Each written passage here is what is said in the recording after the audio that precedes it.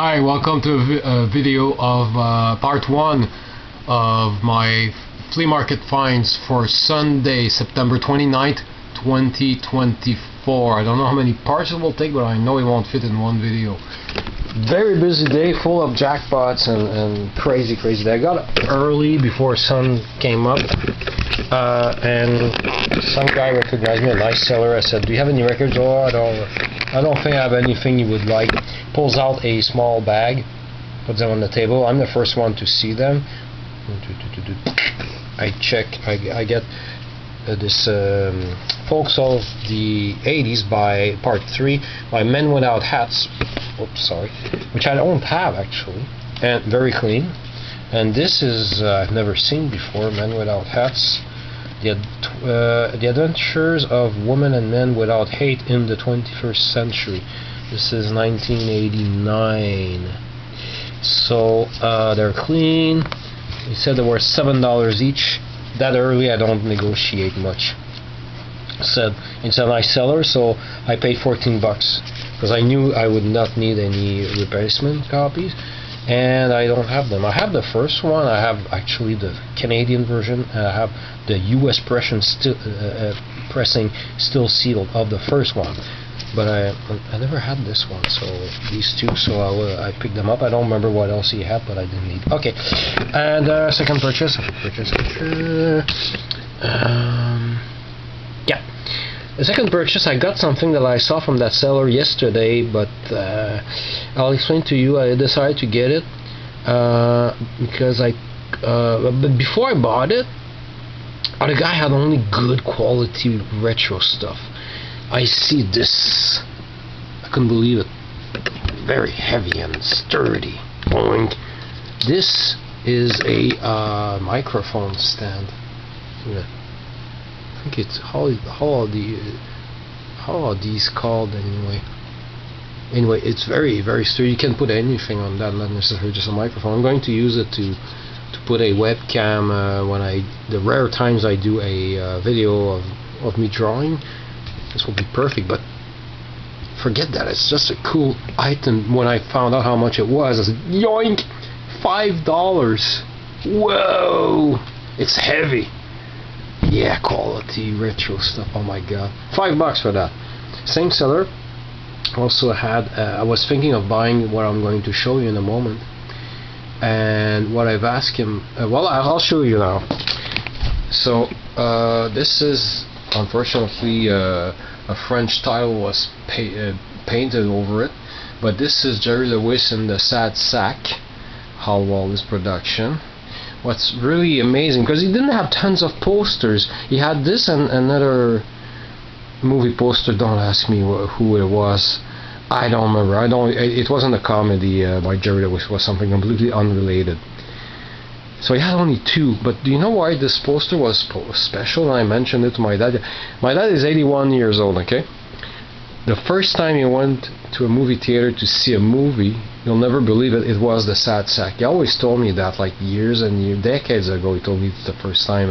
Probably when as a kid I saw the movie on TV, and he said, "Oh my goodness, that's the first movie I ever went to see." So I always remembered that. So I couldn't believe that I found the poster. So yesterday I wasn't sure. I didn't even ask him how much it would be. I didn't know where I would put it and everything. Today I decided, I thought about it last night. I said, I'm getting this poster. I'm probably going to try to find I don't know how I'm going to do it, but try to find the image of the poster on the internet and hopefully a high enough resolution. Just get the lettering. You can see the Sad Sack here. Just trying to get that part, blow it up. I'm not very good with Photoshop, but I could try to clean the letters and everything. Print it to the right size and Scotch tape it over this stupid French title, Petite Tête de Troufion, which is really typically Parisian French. It's not international French. It makes us French Canadians cringe real hard. Anyway, but I said, how much is it? He said, I paid 40. I'm asking 45. And then I saw as well this. A box of, I'm always on the lookout because they're hard to find in stores anymore, especially good quality ones. I can almost not find them anymore. We only use incandescent light bulbs. So I see one that's not. This I'm not going to use. This is going in the trash, or I'm going to give it someone actually. But this one is really big. But I didn't check the whole box, but I know there's several of them. This is what I'm looking for. GE bulbs, 100 watts, lots of lumens, and anyway, you wanted $10 for the box, which I thought was it's not a deal of the century. But then I said, if I take the poster at 45, can I have the box of bulbs for 50? He said yes. So perfect. Okay, $5 for this and 45 for that. So nice seller. And let me see in which order these things happened. Oh, okay, the next thing I bought from him is a little bit later. No, actually I kept going around and around because people keep putting new stuff out, so I have to keep walking. The next purchase was, let me think here, that's like $4 for, oh yeah, a table of DVDs and CDs and stuff. And I find this is so funny because I have the volume, the season 1 already, which is yellow, and I found the complete second season and the complete third season of Golden Girls. And I find this CD here, cashed in, which I picked up and still sealed, $17.99 when it came out, and on CD. And I've asked, how much are these, to the man, and he turned around and asked his wife. Well, she said $1. Okay. I go back and I pick out this other one here, Elton John's Greatest Hits One Night Only, live at Madison Square Garden. So got these for $4. I saw some Red Skeleton, 1, 2, 3, 4, 5 DVDs, but when am I going to have time to watch that? And so I just took those. So $4 for these 4. What's the next thing then? $4 for these 4 things. Then after another round and came back to I'll call him a sad sack man. And he had some CDs out. So I went through the box and I picked out this one. The artist formerly known as Prince, Emancipation. There are 3 CDs in there. What year is that? 1996. Never seen it. And the CDs are in good shape. I'm asking him how much are they. Well, they're $1 each, so there's 2, it's $2. And so I said, there's 3 in there, here's $3. So I got this for $3, pretty good finds. And after that $3 CD set, yeah, I arrived to a man who was pulling out some cool stuff. He had you know those new grocery bags, like this Super C bag here, full of 3 stacks to the rim of the bag of 8-track tapes, but cool ones like rock tapes and stuff. He had a Abbey Road, but the tape was all pulled out. Thank goodness I have Abbey Road on 8-track already. And I don't have tons of rock 8-tracks, but those 2 I picked up right away. It's only Rock and Roll by the Rolling Stones. The only Rolling Stone 8-track tape. And this one I decided to pick up, Wings Wildlife, Paul McCartney. And he had some buttons, and I found one. I'll switch to French. Amenez-en des projets. And this is Roger Giguère, my childhood idol. He did, c'est Roger Giguère, le gars qui faisait Monsieur Tranquille. He was my favorite puppeteer. My favorite character in my childhood is Monsieur Tranquille, and he played him. This is probably Dismat, like a renovation store. So I got this button that I'm really glad I found, and these 2 8-track tapes for $5. Yeah, I'm not done with the seller. Later I'm buying a jackpot. Then let me see, $5 for 2 button. Oh yeah, the next purchase was a splurge. Treating myself to something I couldn't leave behind. I watch Family Guy, even if everybody says it sucks now. I still watch it because I love Brian, and even if I don't like what he does with Brian anymore. And I saw the box. The thing was out of the box. It's a lamp. There we go. And they told me I could test it before I bought it. He told me where to find a external plug. I said, I trust you. I'd rather, because the plug was all across the parking. I said, I'll pay you instead, and if it doesn't work, I never tested it there. I trusted him. So I got this for $10, and it works. Let me turn it on. Oh, it's too bright. I didn't think of that. Let me move back. Maybe it will be better. Oh crap! It doesn't show on the camera.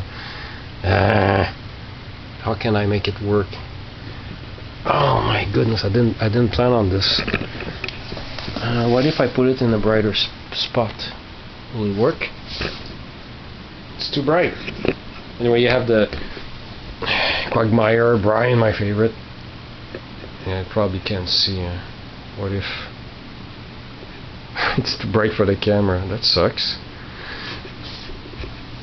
But, yeah, even if I move back, you won't see it.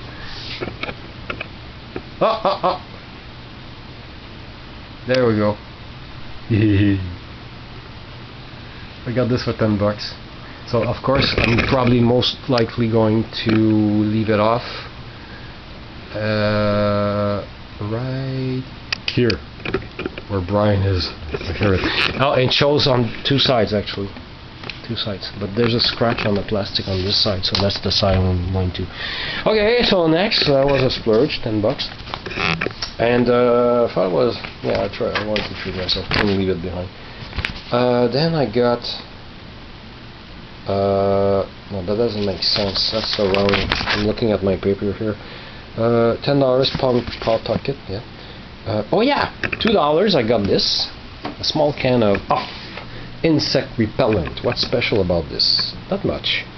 But we had the exact same can when I was a kid. We used to go on picnics and stuff in the late 70s. So this is most likely a late 70s can. And a little bug running away. We didn't have Ray, we had off. It's an old price tag, so yeah. There's a code bar on it, so that's probably late 70s. French and English. So I sprayed some on my coat to smell it, because I was wondering if the smell would bring back memories. It didn't, unfortunately. $2. Next, and you know, it's not. 29th of September, 8A. Oh yeah. The man that sold me, because I walked around and stuff, and then I end up back to the table where I got these two 8-track tapes, and the guy had a box of vinyl records. So I started looking through them. What I did, this is not the order where I found them. I'll explain what happened, and then I'll show you what I got. So I picked some records out, and I get really excited. He says, I've asked him how much are they. Well, it depends on which one they are, like $2-3 each to maybe $5. Depends on which record it is. So I said, okay. So I start pulling out everything that interested me, no matter what level it is. So I started with the only one I regret buying. I even checked to make sure it was in mono. And it is, but I think it's a fold over or fold down. I don't know what you call it when you mix down of the stereo version they must have made with fake echo, not echo, fake stereo effect. Anyway, even if this is mono, it sucks because there's tons of echo on it. It's really too bad because. Yeah, so anyway, we won't dwell on this. Everything else I'm glad I got. Lenny D, guilty pleasure. I collect Lenny D records, but what's special about this one is it's still sealed. Misty Blue. Okay. Adieu, Jolie Candy, Señorita Rita. Simon was the singer of the band Les Lutins. Les Lutins released several 45s in the late 60s and 2 albums, which I don't have in good shape. Both are trashed. finding a good copy of both of their albums is very, very hard. I've never seen any outside a used record store in the 80s or 90s for under $50. So, but this is him in a solo. He made some 45s, and actually, Monsieur Le Robot, the last song on the A side, is actually from the time he was with Les Lutins. Which is weird about Les Lutins, that I have several good condition 45s. It's their albums are hard to find. Anyway, so I already have a copy of this in so-so condition. This is the cleanest copy I've ever seen of this album. And I love the song Les filles n'aiment pas les tambours. I drove the volume up today because it's composed and written by Jacques Michel. Same for Monsieur Le Robot here, actually. So that I'm glad I got. Frankie Valli, Timeless. It's only when I got home I realized it's not Frankie Valli and the Four Seasons, but it's just Frankie Valli. And I systematically collect any novelty sleeve. So when you turn this, well, I'll put it sideways here. So you have, and here we have the actual liner notes and stuff. Record is in great shape. Then it's I really have to put these in protective sleeves to prevent more further ripping of the original shrink wrap. I hate that. Sue Thompson, Golden Hits on Hickory, with Sad Movies and Norman. I've checked it and it sounds great. This I know I have, but I don't remember. I can't remember in which condition my old copy is. This one has shrink wrap on it. The cover, the record is in great shape. I've tested it. So I put it in this stack. A World Without Love, Peter and Gordon, which of course A World Without Love is by Lennon McCartney, and I've checked it and it's nice and loud and clean. I'm really glad I got this. Another replacement copy for Potluck. I decided to take it because it was so clean. Original black label. His hand and mine being the last one that completed my series. Now it's just upgrades I get, like this one I had to get. It's not a first pressing, but it's in mono, Loving You in mono, and it's very clean. Really glad I got this. Best, cleanest copy of a mono Loving You I've ever seen. Then I got Body Knocks here with Hula Love. And again, very, very clean, no scratches. Oh my god, I can't believe it. And then I got this one. I think I have this. I think it's the one I got once for not too much money, but it had extensive groove wear on it. I don't remember if the copy I have in the basement is mono or stereo, but this is in stereo. This sounds great. It's very clean. So the Orbison way. I'm glad I got this. And this is my favorite in this pile. Here Comes the Judge, Shorty Long. I've played the whole thing this afternoon. It's so good. Because I have the 45, Here Comes the Judge. But I've never seen the album. This is a US pressing. Some of these are US pressings. And it plays flawlessly. Shrink wrap still on it. So I calculated in my head how much I wanted to pay. I don't remember how much I ended up with, 40 something in my head, trying to figure out my maximum for each, and I thought I was willing to go for 50. So I gave him the stack. How much for the stack? I see him flipping to the records, and he says 37. I said, perfect. That's right in my range. July Light is lower than my range. It's lower than I expected. So 37 for this stack. I'm stoked. I'm really stoked. Very good price. So that was exciting. And yeah, I won't mention what I left behind because I was very stupid. He also pulled out a record that's what I found out later was a record left behind by someone else.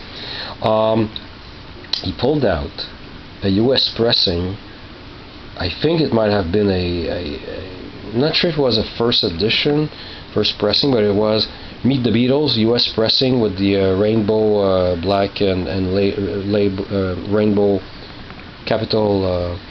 And I said, because I thought of the ones I have, I said I think I have it, but I got confused with Beatlemania with the Beatles. is the one I have. I don't have a early 60s pressing of Meet the Beatles, so I should have said yes. Also, I didn't know how much he would ask, so I kind of passed on it. And it's around that time that my friend arrived. I keep forgetting to ask him if I can name his name in my videos, but I'll keep it anonymous. I'm glad he picked it up, because he picked the Beatle up with 2 other records, and the seller asked him for all 3 records for $15. Oh crap! I wonder how much he wanted for the Beatle. I should have offered it. Anyway, I didn't get it, but it's my friend who got it, so. And and he bargained it down to $13. He loves to negotiate. So I'll come back to that later. Let's see how much we're doing on time. 20 minutes. So let's cut here, and let's go to part 2 for what I got after these records. Oh, actually, no. Just to finish off with this, he also had a bunch of 45s. So I picked out that one. It's a little bit beat up. It's A Hard Day's Night by the Bar Case. The other side is I Want Someone. I had to get it. It sounded cool, like on the Volt label. A Hard Day's Night, yes, please. So that one was $2. So I just got a great deal for 47. I gladly paid $2. I checked it. I'm going to clean it. The A side plays okay. The B side, forget it. So let's cut here for part 2. And thanks for watching this part, at least.